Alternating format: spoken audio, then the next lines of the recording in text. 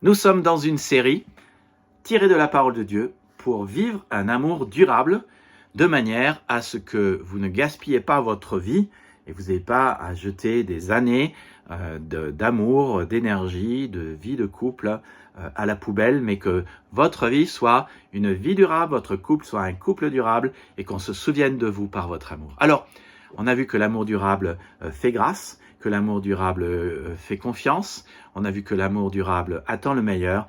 Et 1 Corinthiens chapitre 7, la fin du verset, il est dit que l'amour supporte tout. Eh bien c'est ça, l'amour durable endure le pire.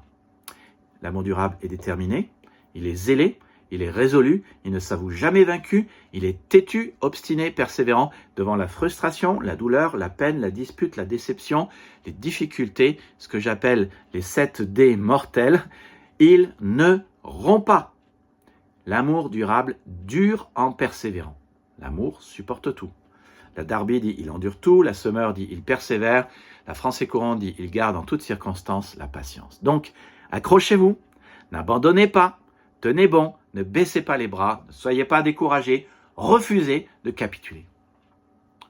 Je crois que Dieu a fait venir certains devant cette vidéo aujourd'hui pour que vous entendiez cela.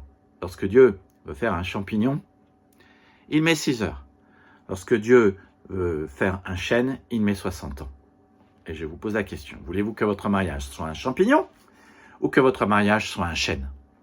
Voulez-vous, pareil, si vous êtes chrétien, que l'église du Seigneur soit un champignon ou que l'église du Seigneur soit un chêne? Vous apprendrez beaucoup de choses en tenant bon et de nulle autre manière.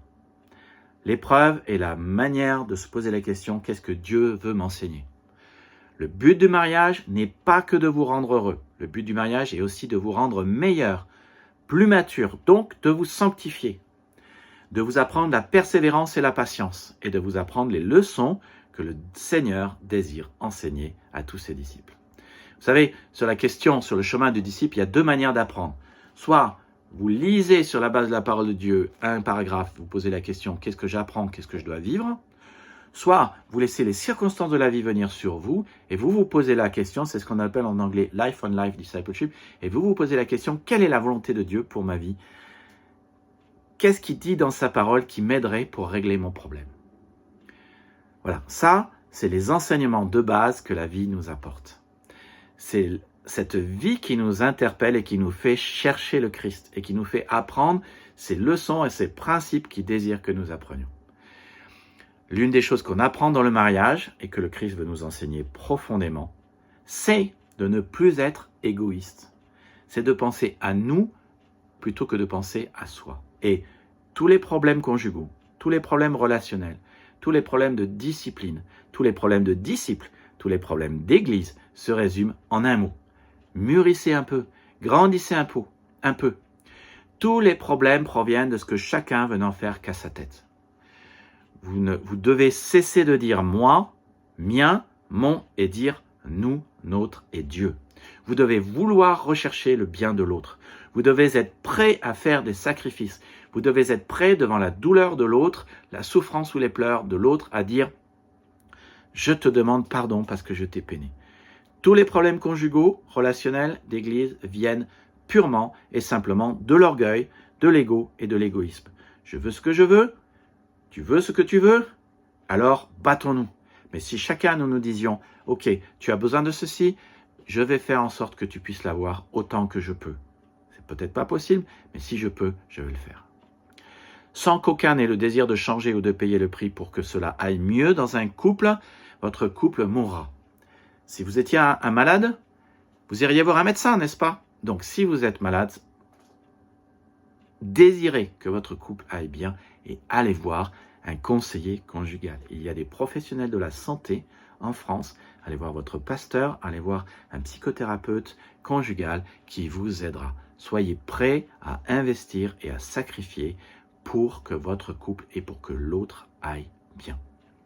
Le but de l'épreuve, dit Dieu dans sa parole, dans Romains 5,3, il dit que la tribulation produit la persévérance et que la mise à l'épreuve de votre foi produit la patience. Donc, vous avez des tribulations, vous avez des épreuves, vous avez des choses difficiles, des difficultés, des déceptions qui vous assaillent, à votre avis, qu'est-ce que vous pensez que vous devez faire? Eh bien, persévérer, n'est-ce pas? La mise à l'épreuve de votre foi produit la patience. Soyez patient, la tribulation produit la persévérance. Soyez patient, persévérez, c'est ce que Dieu veut, et vous verrez que quand vous persévérez, quand vous serez patient, vous obtiendrez ce que Dieu a promis, et votre couple ira mieux. Voilà comment ça peut aller mieux dans une église, ça peut aller mieux entre disciples, ça peut aller mieux dans un couple.